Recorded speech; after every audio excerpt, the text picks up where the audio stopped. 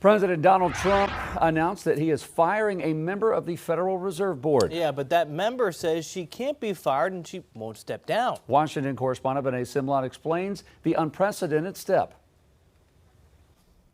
No president has ever tried to remove a Federal Reserve member of the Board of Governors. President Donald Trump announced that he is firing Lisa Cook, even though the Federal Reserve is supposed to remain independent. The Federal Reserve has two goals: keeping unemployment and inflation low, usually by setting interest rates. On Monday night, President Donald Trump posted a letter to Federal Reserve Governor Lisa Cook saying he's firing her, effective immediately. He accused Cook of claiming two primary residences on separate mortgage applications, writing, "There is sufficient reason to believe you may have made false statements." 3 days before sending the letter, President Trump said this. What she did was bad, so I'll fire her if she doesn't resign. So far, Cook has not been charged with a crime. President Trump has repeatedly clashed with the Federal Reserve and its 7-member board over the decision not to cut interest rates. We have a real terrible head of the Fed. He's a stiff. He's a knucklehead. And he accused the Federal Reserve Chair Jerome Powell of mismanaging renovations at the Fed building in Washington, D.C. President Trump said it could be fireable, but later backed off. Well, I'd love him to lower interest rates. As President Trump tries to increase pressure on the Fed, last month Powell explained why economists prefer it remain independent from day-to-day politics. Focused on the data and not political factors. Cook released a statement. It says that she does not believe the president has the authority to fire her. And back in May, the Supreme Court indicated that it believed the Federal Reserve Board of Governors had more employment protections than other members of the executive branch. In Washington, I'm Vinay Simlot. Back to you. All right, Vinay, thank you. All right, joining us now, our chief analyst, Khalif Rhodes, to weigh in on this. So the president needs cause in order to fire one of these Federal Reserve governors. Is that cause enough? Is the cause listed enough? The cause listed enough? The allegation of these two residences as their primary home. I think that it would be up for interpretation to a court to make a true finding. I think, as they mentioned in the lead-in, the Supreme Court has already addressed this. These independent agencies, these things that are supposed to be autonomous from the executive, they are different than some of these ones that directly answer and are appointed and are here to the president. Yes, he appointed the chair. These governors are appointed as well. But this agency specifically has a heightened level of protection. Those other folks don't even have that cause requirement. So in this situation, you're talking about 12 U.S.C. 242. It says you at his discretion for cause.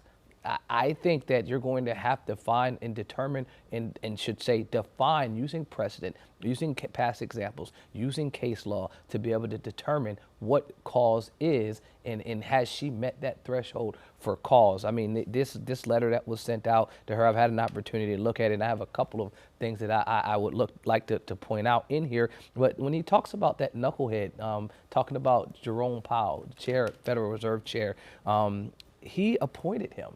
So that's not someone that was a Clinton appointee or, Obama appointee or a Biden appointee. That was a Trump version 1.0 appointee. And so while I know things change at some point, they haven't seen eye to eye throughout his whole rendition. And so the second rendition for sure, he's attempting to enforce things that he wants to have done. And the chair in the entire Fed is attempting to maintain its decision making without any pressure from him. We know that the stability of our economy in part rests on the independence of this organization, right? We also have heard, you've mentioned a number of times, both President Trump and the administration on wanting, running on smaller government. So is there overreach here when you've got a federal government saying, hey, we want to, maybe we're going to fire, maybe we want our hands in the Fed a little more than what's been in the past? Is that contradictory? to what the party tends to run on? I think it is. I mean, this is a different, unique issue. The normal approach from the Republican Party is less government, right? Smaller government, and they're typically talking about government programs. They're not, and they're saying give more rights to the states. In this regard, this isn't saying shorten or make the board smaller. Have less governors. Allow them to have less power. This is really saying I've instructed you to do something, cut the rates. You haven't cut the rates. Because you failed to do what I'm telling you to do, I want to get rid of you. So he's made a number of threats towards Chair Powell. He's made a number of threats towards Governor Cook. And now you can see this is one taking action. But I'll read the letter from the bottom, which I thought stood out to me. He says the American people must be able to have full confidence in the honesty of you, right?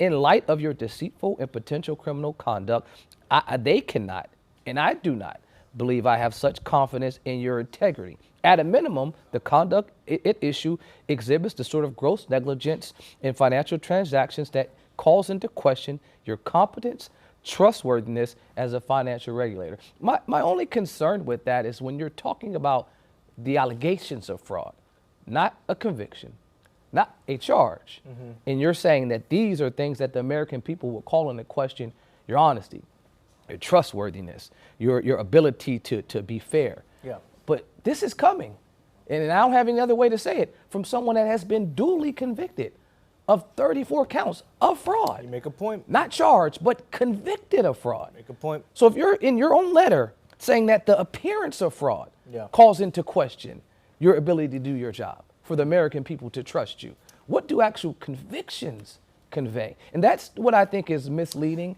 and troubling with these type of statements. Yes, she has an application. I think there will be a full review, and after the full review, either she will be convicted, she'll be charged, or something will occur. But I think we've jumped the gun. And to your question about cause, the courts will have to determine if there's enough cause for her to be terminated based on these So allegations. real quick, you can't force her out. No, not right now. He can attempt to, but there will be a lawsuit, and it will be an injunction, like we like to dance around all day. And at some point, a court will ultimately make the determination.